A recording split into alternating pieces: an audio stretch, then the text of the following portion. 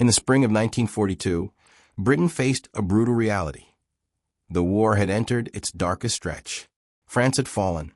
The Luftwaffe still prowled the skies, and the Atlantic was a graveyard of Allied shipping. German battleships like the Tirpitz lurked in Norwegian fjords, threatening to sever Britain's lifeline to the United States. Every supply convoy lost meant factories silent, armies undersupplied, and London one step closer to starvation. Yet there, on the map of occupied France, stood one critical point that offered both danger and opportunity: the port of St Nazaire. Nestled at the mouth of the Loire River, St Nazaire housed the only dry dock on the Atlantic coast large enough to repair a German battleship. The Normandie Dock, as it was known, was colossal, the only facility outside Germany capable of refitting the Tirpitz if it were damaged at sea. Destroy that dock, and you cripple Hitler's surface fleet strategy for years. But reaching it meant sailing into a harbor lined with anti-aircraft guns, coastal batteries, and German garrisons. No sane admiral would attempt it, which is precisely why Churchill approved it. By early 1942, Churchill was desperate for a victory, any victory. The fall of Singapore, the disasters in Greece and Crete, and the relentless U-boat campaign had crushed morale. The British public needed proof that their nation could still strike hard, deep inside Nazi-held Europe. And the Prime Minister, haunted by the memories of Gallipoli, saw in this mission a chance at redemption. Operations of this nature, he wrote, are the only means of keeping the enemy on edge and our people's spirit alive. So a plan was born, Operation Chariot. It was audacious, reckless, and near suicidal. The idea: sail a single, obsolete destroyer packed with explosives straight into St Nazaire, ram it into the dock gates, and blow the entire structure sky high. A detonation so powerful it would cripple the port and make any German battleship on the Atlantic coast a liability instead of a weapon. To the men chosen for the task, mostly Royal Navy sailors and Commandos, it sounded like madness. They would travel 400 miles through hostile waters in slow, unarmored ships disguised as German vessels. Surprise would be their only ally. The odds of survival were microscopic, yet volunteers poured in.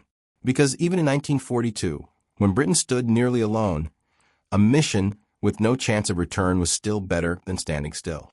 As night fell on March 27, 1942, the convoy began its approach toward the Loire estuary, engine silent, guns covered, and a single thought in every mind: this could change the course of the war or end it in one night. They moved with studied discipline. HMS Campbeltown, the aging destroyer chosen for the sacrificial role, was stripped and reshaped to masquerade as a German torpedo boat. Her superstructure was altered, funnels cut and rearranged, and even her paint was muted to match enemy profiles. Behind her came 16 motor launches, each loaded with men whose orders were simple and grim: land, plant explosives, destroy key installations, and return to the boats. Escorts, minesweepers, and a smokescreen tug trailed the column. Every element designed to buy a handful of minutes in a harbor that belonged to the occupier. Intelligence had drawn the contours of the problem. The Normandie Dock's gate was not impregnable. From inside, a massive internal blast could bend steel and jam the lock beyond repair. The strategic prize was precise. Without the dock, the Tirpitz and any heavy German capital ship would be denied the Atlantic repair facilities they desperately needed. That alone explained Churchill's appetite for risk. Operationally, it meant one violent, focused strike at dawn, a gamble that surprise and speed could overcome concrete defenses and concentrated fire. On the night of March 27, 1942, the flotilla slipped into the Bay of Biscay under a moonless sky. At Campbeltown's wheel was Captain Robert Ryder.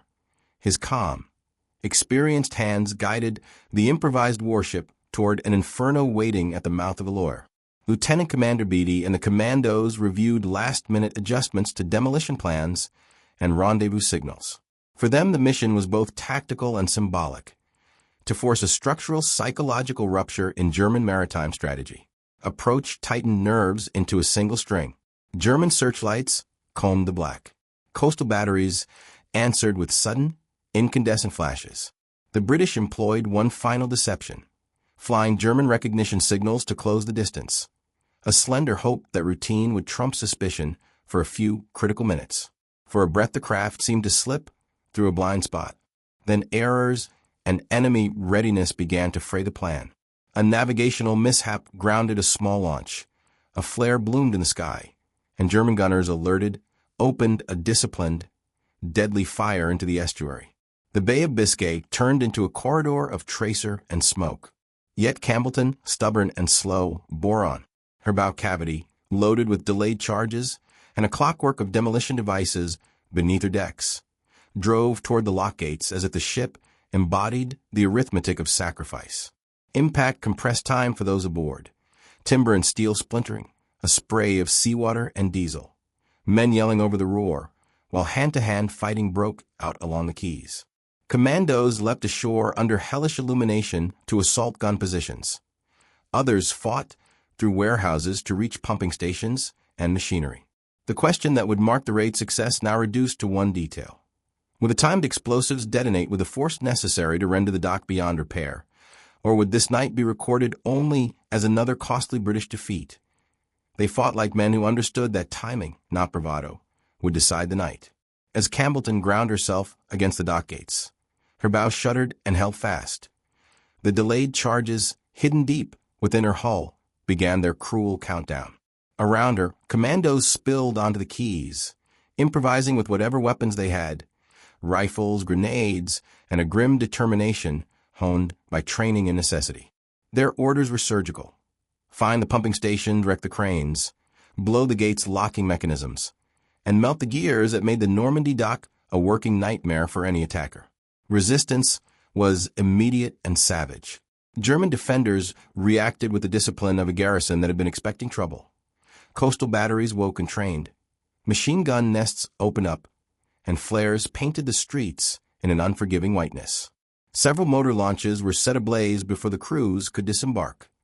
Others found themselves stalled against rocks or flung into shallow water by sudden bursts of gunfire. For those ashore, buildings became killing grounds, and narrow alleys turned into funnels of fire. Yet the commandos moved methodically, placing explosive charges at crucial mechanical points. Hydraulic systems, spare gear in the workshops, and the electric controls that could make or break a dock's usefulness. One small team, racing through a warehouse, found the heart of the dock's pumping mechanism and began to lay charges that would, if successful, flood critical chambers and render salvage operations all but impossible. Another group hacked at the giant cranes that loomed over the quays. Without them, the Germans could not move the giant blocks needed to repair a battleship. These were not acts of blind fury. They were a carefully prioritized list of targets whose loss would echo for years in Germany's naval planning. But the gulf between plan and reality widened with each passing minute.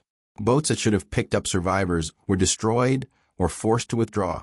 Many commandos who had gone ashore completed their tasks only to find the rendezvous point silent and empty. Those who attempted to re-embark were cut down in cruel sudden bursts.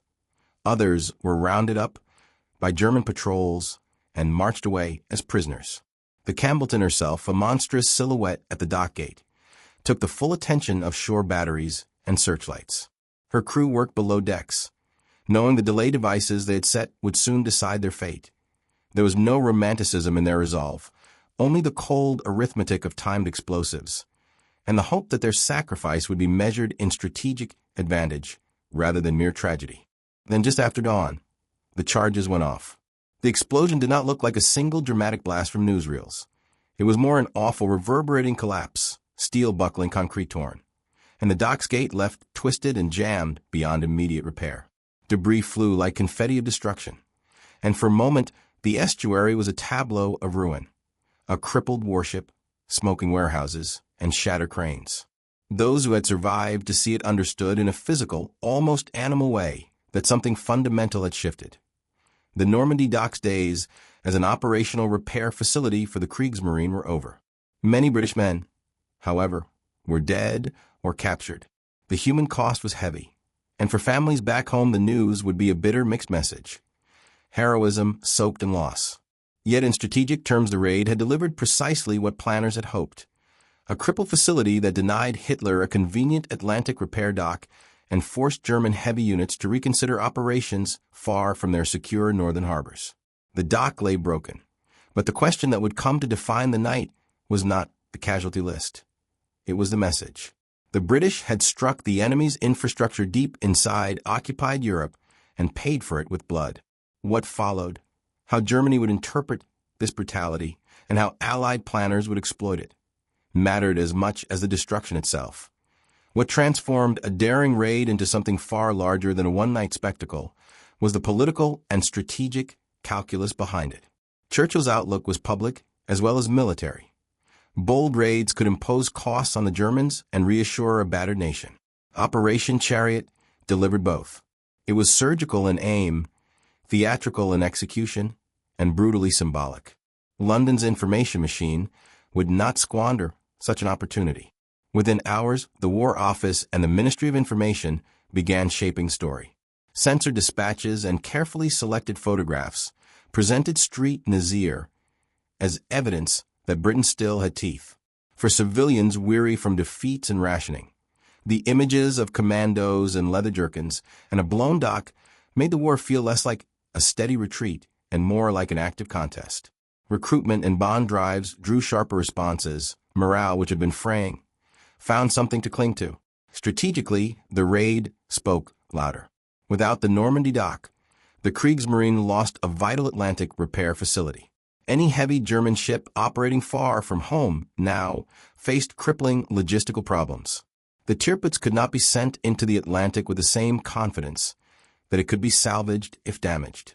German naval planners, already squeezed by fuel shortages and prioritization of U-boat warfare, had to reconsider the calculus of surface raiding. That reconsideration had ripple effects. Surface operations were curtailed, resources were shifted, and the emphasis on submarine warfare intensified. For Britain, the raid demonstrated a different kind of leverage. Asymmetrical strikes against infrastructure could shape enemy strategy without requiring parity in battleship strength.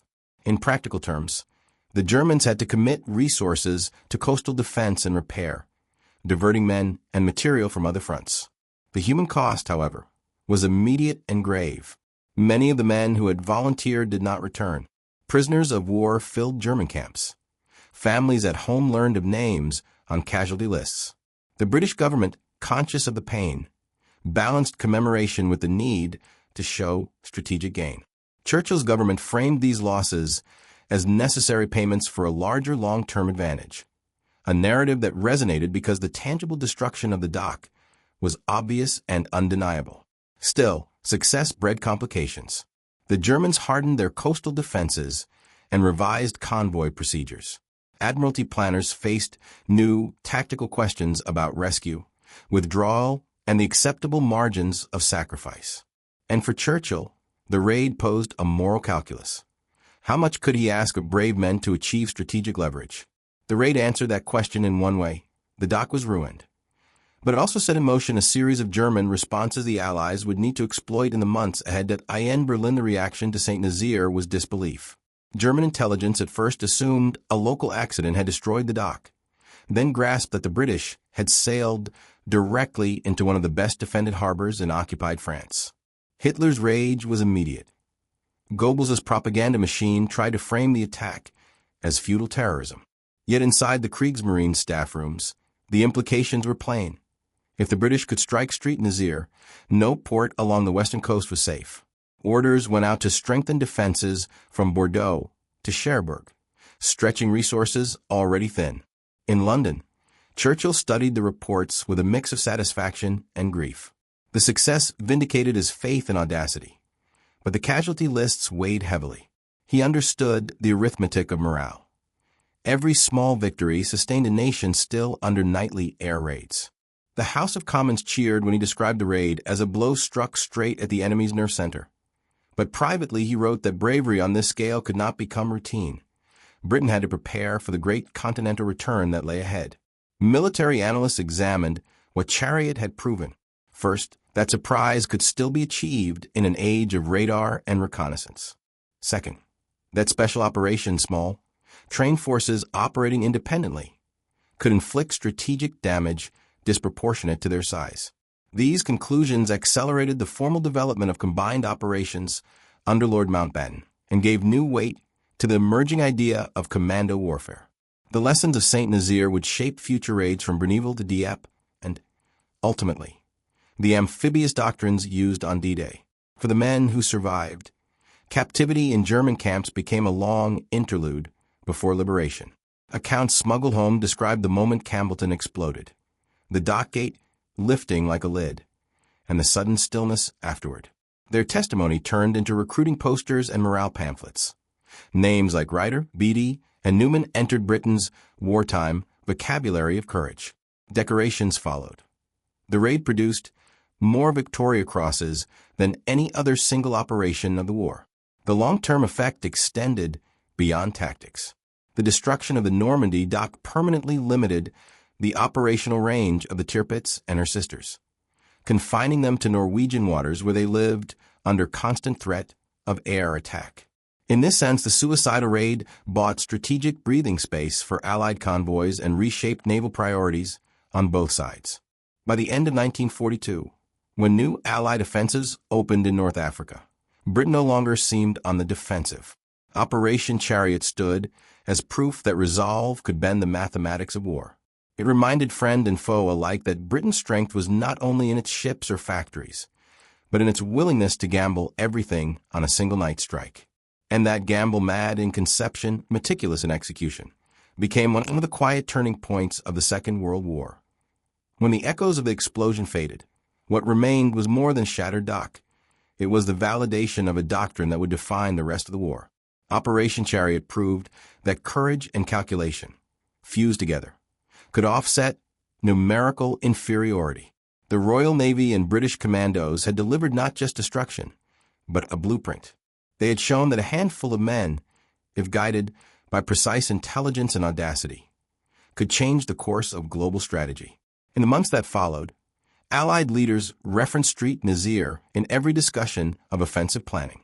American observers arriving in Britain studied the raid's timing, the coordination between sea and land forces, and the disciplined chaos that still achieved results.